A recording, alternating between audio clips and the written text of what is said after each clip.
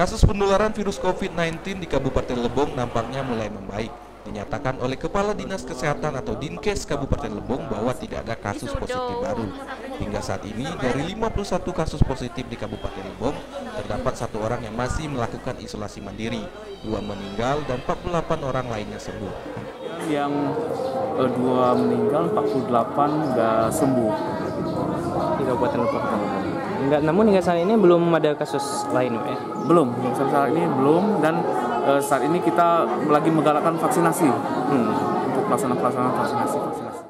Kepala Dinas Kesehatan mengimbau kepada seluruh masyarakat Kabupaten Lebong agar tetap patuh dan taat kepada protokol kesehatan. Patuhnya masyarakat terhadap protokol kesehatan semoga dapat memutus mata rantai penyebaran virus COVID-19 di Kabupaten Lebong.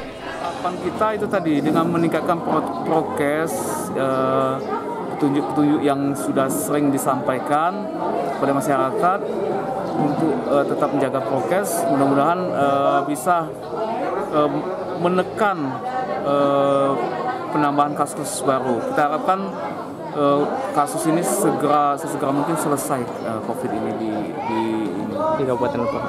Dari lokasi, Reka Saputra, Lebong TV melaporkan.